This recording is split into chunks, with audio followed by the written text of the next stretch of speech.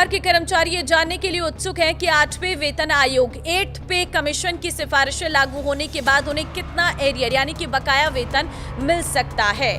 तो फिलहाल आयोग विभिन्न पक्षों से चर्चा कर रहा है, इसलिए इसकी सिफारिशें लागू होने में अब बस कुछ ही महीने बाकी हैं। नमस्कार, मैं हूं आपके साथ ममता तिवारी और आप देख रहे हैं न्यूज़ 18 का डिजिटल प्लेटफॉर्म। कर्मचारियों को मिलने वाला एरियर मुख्य रूप से दो बातों पर निर्भर करेगा। पहला, आयोग की रिपोर्ट कब लागू होती है और दूसरा, सरकार कौन सा फिटमेंट फैक्टर तय करती है। फिटमेंट फैक्टर वो गुणांक होता है जिसके आधार पर कर्मचारियों का मूल वेतन यानी कि बेसिक पे बढ़ाया जाता है।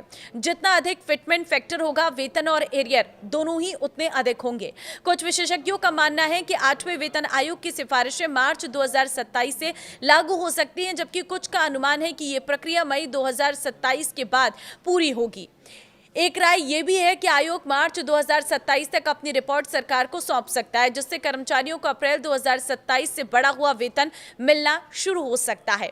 हालांकि कुछ विशेषज्ञों का कहना है कि आयोग की रिपोर्ट तैयार करने में पूरे 18 महीने लग सकते हैं। जरूरत पड़ने पर आयोग सरकार से समय बढ़ाने की मांग भी कर सकता है। फिटमेंट फैक्टर कितना हो सकता है, ये जान लीजिए। National counselling joint consultative machinery staff side ने 8वें वेतन आयोग को 3.83 फिटमेंट फैक्टर की सिफारिश की है। हालांकि कई विशेषज्ञों का मानना है कि मौजूदा आर्थिक परिस्थितियों में इतना बड़ा फिटमेंट फैक्टर संभव नहीं है। All India NPS employees federation के राष्ट्रीय अध्यक्ष मनजीत सिंह पटेल के मुताबिक 2.1 का फिटमेंट फैक्टर अधिक व्यवहारिक हो सकता है। यदि ऐसा होता है तो 18,000 रुपए बेसिक वेतन पाने वाले कर्मचारी का मूल वेतन बढ़कर करीब 37,800 रुपए हो सकता है। लेवल 1 से लेवल 5 के कर्मचारी कौन है, ये भी जान लीजिए।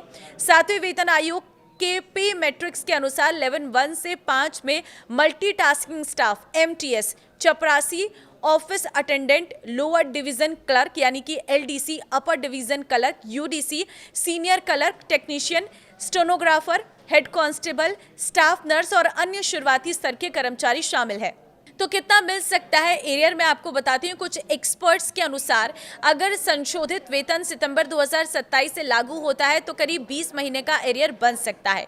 2.0 फिटमेंट फैक्टर पर लेवल 1 कर्मचारी को करीब 3,60,000 रुपए और लेवल 5 कर्मचारी को 5,82,000 रुपए तक एरियर मिल सकता है। 2.15 फिटमेंट फैक्टर पर यह राशि 4.1 लाख रुपये से 6.69 लाख के बीच पहुंच सकती है।